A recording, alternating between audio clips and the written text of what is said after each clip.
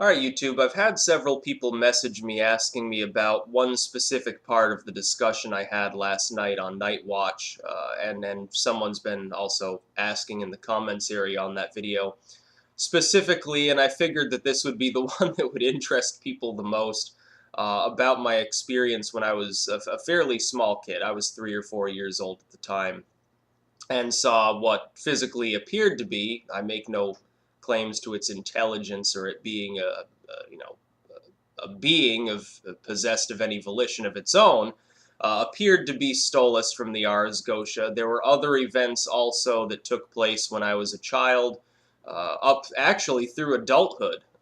In this particular location, it's actually strange. The apartment that I was living in at the time in Woodstock, very old, rundown apartment. Not a slum particularly, close to it. In the spring, the roof would leak and a waterfall would be going down the wall. They tried to fix it several times, never quite figured it out. But it was just a step above slum. I was in the lower middle class. We were barely out of poverty. We didn't have much extra. I was never, deprived of toys or anything, like some children, but it wasn't, a particularly luxurious existence. But I'll get into the two more important events and several peripheral events also that happened basically around the same time period and later on as well. The first is the demon experience. First and foremost, I make no claims that the being that I saw or the thing that I saw was an intelligent force, because I don't have enough evidence to say that. I don't say that, oh, well, a demon appeared on my wall and was talking to me and filled me with magical power, and obviously I was chosen by Satan or something. I don't believe in much of that sort of rhetoric. I think that people talk about demons because clearly some force exists that's capable of manifesting itself. But regardless of some ancient tome written hundreds of years ago that illustrates these so-called beings, I don't know whether they are actually intelligent beings or not. What is clear is that I did physically, literally see something that later I was able to identify as looking almost identical to this being of Stolas.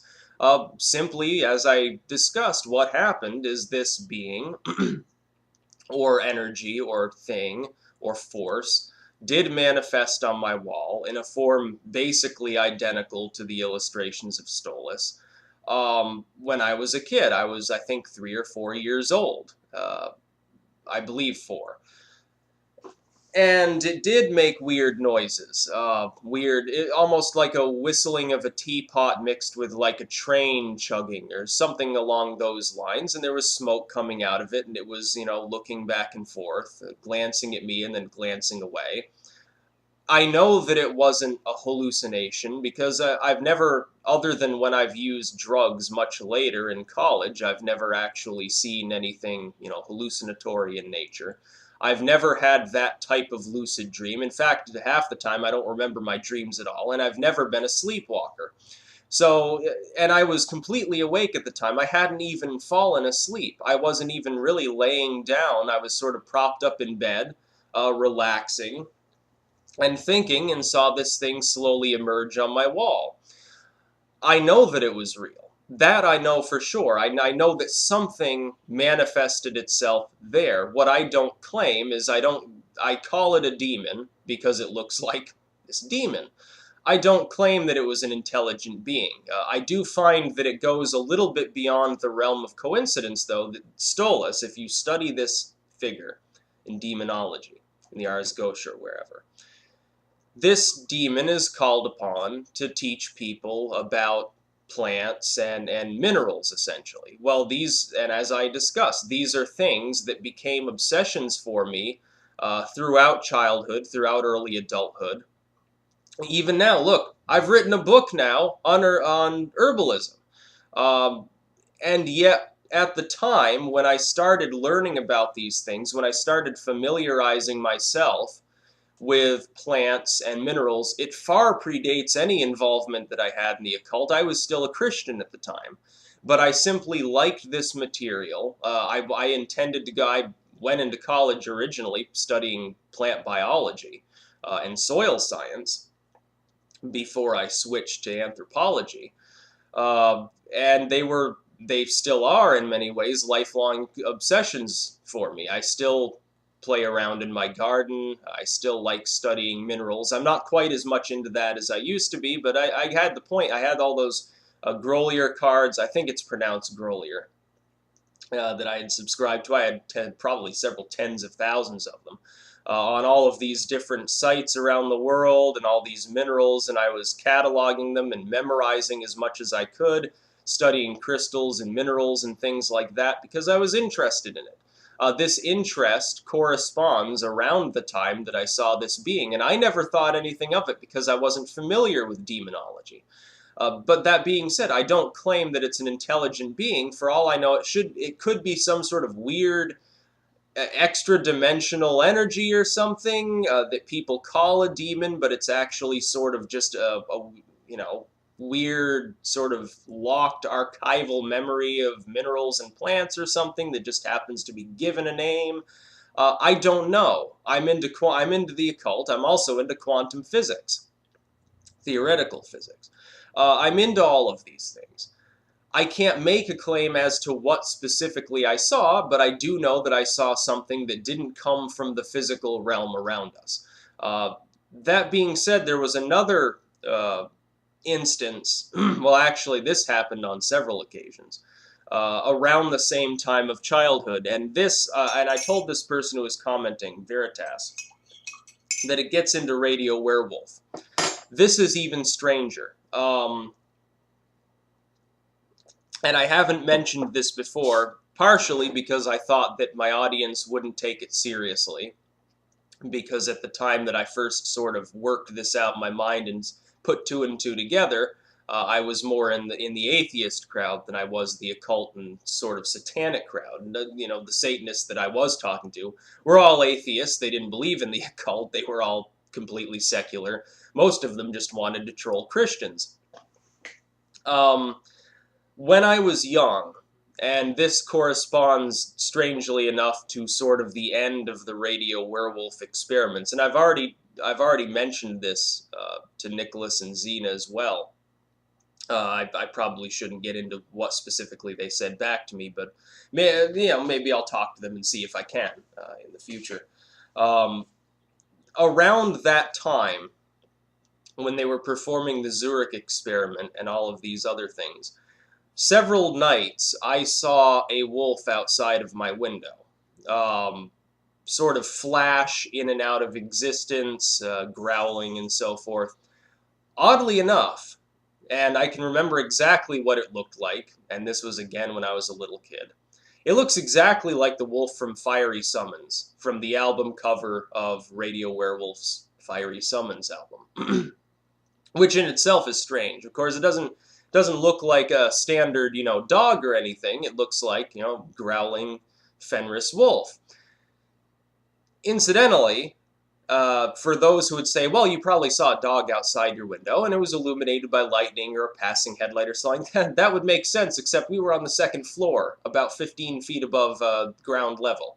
So I don't think that I saw a dog outside of my window, because clearly if I'm in bed and I'm just looking at my window across from me, the wolf or dog would have to be levitating in order to actually appear there. That doesn't happen. That goes beyond the realm of even the occult for most intents and purposes. But I saw this on several occasions around the time that they were wrapping up Radio Werewolf's occultism, and that's quite strange to me. Incidentally, much later, actually not long before I actually moved here to Rutland from Woodstock. This is when I was a young adult, by the way. This isn't, little kid mode where I'm still, superstitious and seeing, ghouls under the bed, so to speak. Many years later, there was an incident. I was in the corner of my room next to the dresser, and I heard this weird growling noise. Now, again, I'm well above the ground level. There's no animals in the house capable of growling like a wolf or a dog. And yet I heard this weird growling coming from right inside the dresser. Now, there's no animals around. The cats do not make this noise, and the cats weren't even in the room at the time. But I heard this growling quite clearly. I was like 14, 15 years old. The hair stood up on the back of my neck, and I ran out of that room because I was terrified. Of course, at the time, I was afraid of dogs. I'm not anymore, but at the time I was, because I was, I wasn't 6'2", and into black magic and things like that. So, someone who's a young adult or, in their mid-teens, they get afraid of such a thing, watching a bunch of horror movies, and then all of a sudden you hear that, you're going to freak out. And there were all sorts of other weird things that happened in that house. I swear there was poltergeist activity there because all the things would get misplaced. Nobody had touched them. In the middle of the night, things would just move around on their own. There was one incident in which the remote control to the TV stopped working, and everyone's mystified at how this happened. Turns out the batteries were backwards. Now, nobody had touched it. Everyone thought I had done it. And I swore up and down, I said, I didn't touch the remote. I didn't even really watch TV. I was too busy. The only time I used the TV was to play Nintendo. I hadn't touched it. Nobody else apparently had touched it. It happened in the middle of the night when nobody was awake anyway. And yet all these weird things keep happening in this house. I saw all sorts of weird, I don't know, maybe the entirety of Woodstock is haunted because I saw other weird things there as well. I have seen UFOs. Now, people will think that this makes me some sort of, tinfoil hat, sort of vaguely lunatic individual who's easily given to superstition. But I wasn't. At the time, I was a deist Christian. I was already growing skeptical of religion and the spiritual. This was around the time that I started becoming more of an atheist. I was more skeptical than most of the other people around when it came to things that were spiritual. When it came to ghosts, I was interested in them. I loved watching, Halloween specials and stuff like most kids do. But I didn't believe in these things. I was interested in it from a historical perspective, something that's continued much up until this very day. But it goes beyond the realm of coincidence. This is what does it for me. It goes beyond the realm of coincidence. For me to see something that I later, over a decade later, identify as looking like a demon from the Ars Gotia, which just happens to, in an occult manner, coincide with exactly the forces that I dabbled with within minerals, plants, astronomy, and so forth, that are ascribed to that being. It goes beyond the realm of coincidence. Then I see, Radio Werewolf's wolf in a second-story window on several occasions, flashing and growling, and I'm hearing growling, and I'm seeing weird things in this house. And then later on, I just happen to coincidentally stumble upon their music when I'm looking for totally unrelated things. And then I get so into it for no apparent reason, because at the time I didn't even like goth rock. I suddenly become obsessed with it through no real action of my own, just because I feel that there's something there I need to look into. I'm interested in Charles Manson. I find Superstar. I find out it's the same friggin' person who fronted Radio Werewolf. And I start digging for more and more of their music, and I just happen to stumble upon it on sites that aren't even really linked to the main internet, on page 15 of the search results, and I gather up all of their material. And then I just happen to get contacted by the legal representative of the band itself, and end up actually talking to these people. And I'm still seeing strange things up until this day, and having weird feelings, and dabbling in the occult. And so, well, I'm beyond dabbling at this point. I'm actually practicing the occult. This goes beyond coincidence. Now, I can be skeptical. And when I go, I love going to conspiracy forums, and I like looking at all of their stuff about cryptids and Bigfoot and Loch Ness and so forth, and aliens and government takeovers and ghosts and goblins and all, and hell and reincarnation and quantum physics and all of this stuff. And most of the time, I chuckle at these stories and I say that doesn't make sense. This is why. This is illogical. That's a fallacy. So forth. I am a skeptic. I don't just blindly believe all of the stuff that's going on. Like, everyone's talking about Operation American Spring. I'm convinced that it's a honeypot and that the feds are going to show up at this rally and arrest everyone. People would say, I've actually, oddly enough, been called a pro-government shill on various forums where I've discussed this. I'm apparently now pro-government, despite my obvious libertarian leanings. Um, and I've had people say that I'm an antichrist because I talk to people about the occult and so forth. Um, Even though I pointed out I'm not specifically anti-Christian, I'm not anti-spiritualist, I'm just anti-assholes. I'm anti-fundamentalism. I don't think people should be, insane bigots towards others. I support their free speech. If they want to be bigots, they can be bigots. I think they're wrong. I think their moral fiber is severely frayed. But I have had these experiences since childhood. I have seen weird things. I have heard weird things.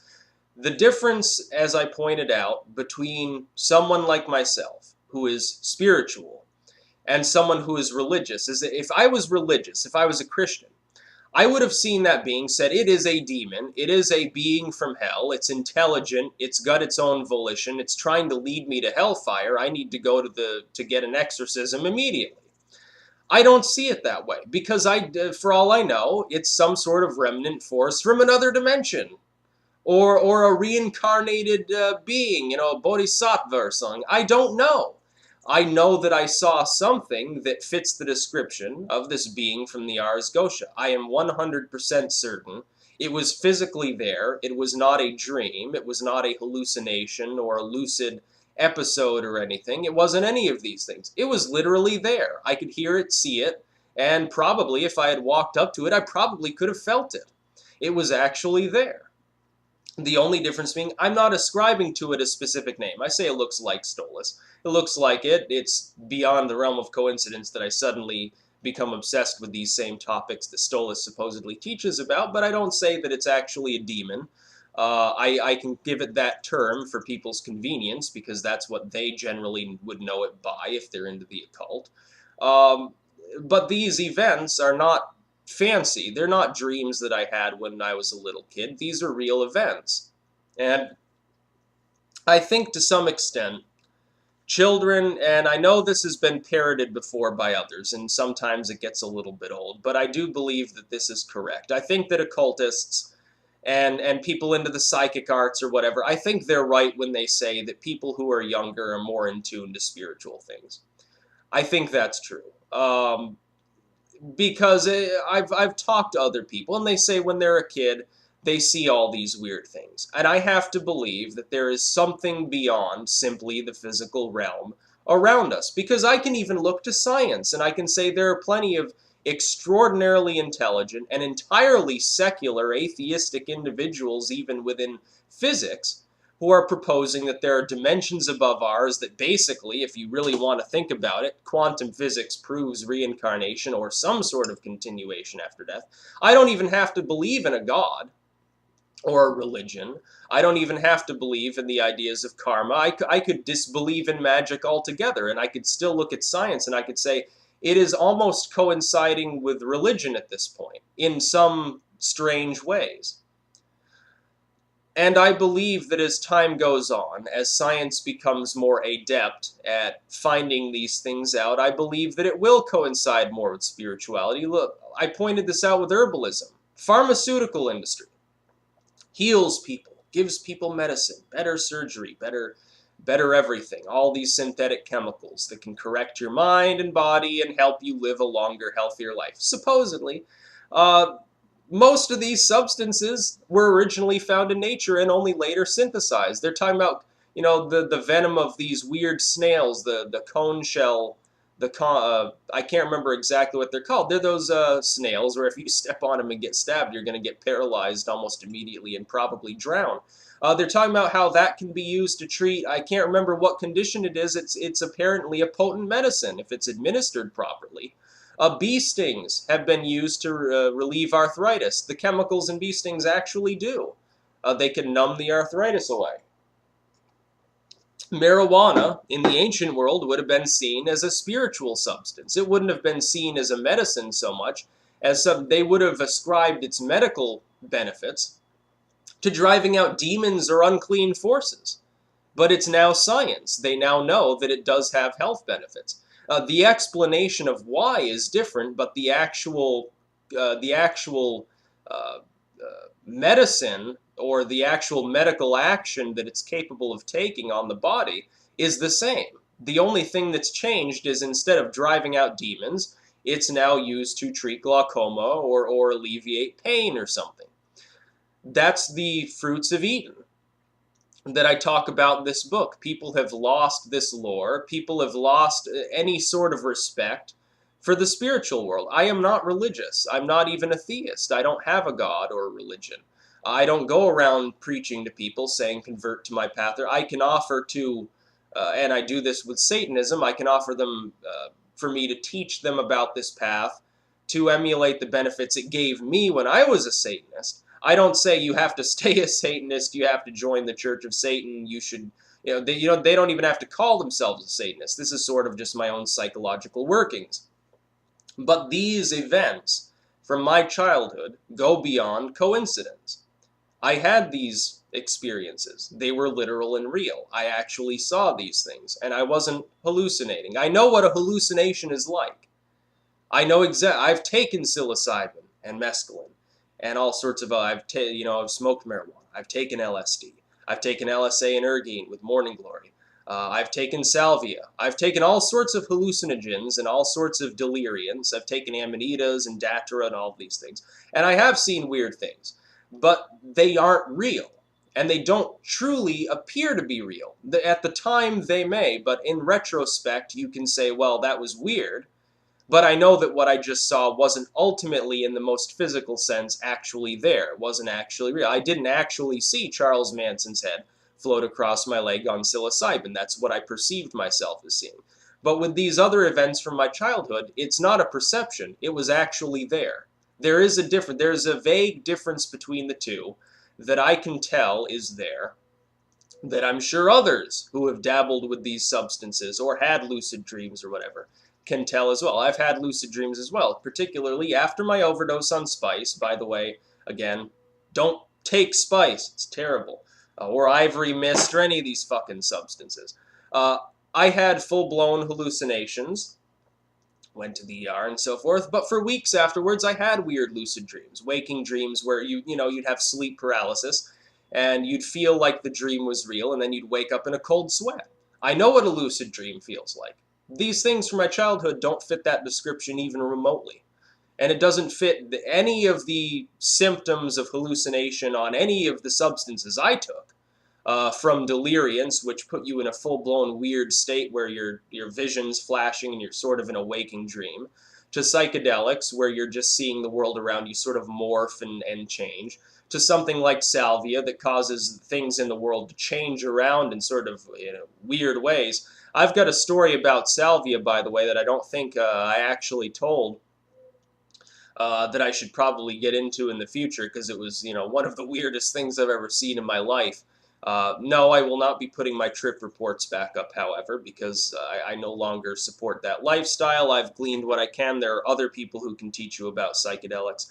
I'm not the one to ask about it because I was an idiot and used spice and overdosed and nearly died.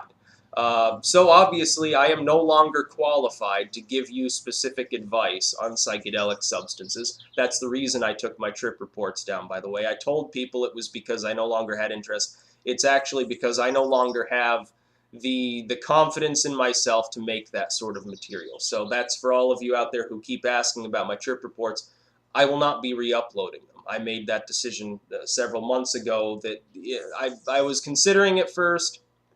People said, well, I want to hear what you say about salvia and so forth. No, I'm not going to put them back up. I'm no longer qualified to speak to these things because I was an idiot.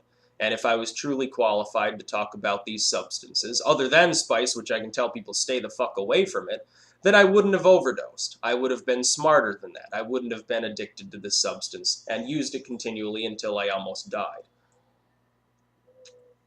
What I am qualified to talk about are things like herbalism, the occult, history, theology, and things like that, philosophy, because I've studied them intently. And also, you're not going to overdose and die on history, unless you're staying up long hours in the library and you suddenly pass out in your books and dream that you're being attacked by George Washington or something. So that is a little bit about these events. I literally saw these things. You can believe it or not. It doesn't matter to me. I'm not saying you have to, uh, but I did. I did see this demon or energy or presence. I did see the Fenris Wolf from Radio Werewolf Spirey Summons album outside of my window. I have heard weird growling noises when I was in Woodstock. And by the way, this is not Woodstock, the concert center. A lot of people get confused. It's a little town, not even really a town, but a little tiny village in eastern Vermont. Uh, Woodstock, the concert, took place in New York, in upstate New York. I think people get confused. I say I'm originally from Woodstock. They're like, "Wow, you must be a total hippie." No, it's a totally different place. It just has the same name. Probably because it's a heavily wooded area and people used to literally cut down and stock wood there and float it down the river for money. But that's about all. Take it or leave it. It doesn't matter to me. You can choose to believe that I'm lying to you or that I'm, just deluded and I was hallucinating as a child, or you can choose to believe me. I don't ask you that you believe that it was actually a demon. Just watch this video with an open mind. You can derive your own conclusions. It doesn't matter to me because your path is your own. I don't look at the spiritual as something I have to force upon others because it's wrong to do that. It can cause an imbalance. People have told me one last thing that I wanted to get into that I really should make my a different video on this. People have said, well, to try to spite me, they'll say, well, I was a Satanist or an occultist or an atheist or whatever, and Jesus saved me, and now my life's so much better. I say, good for you.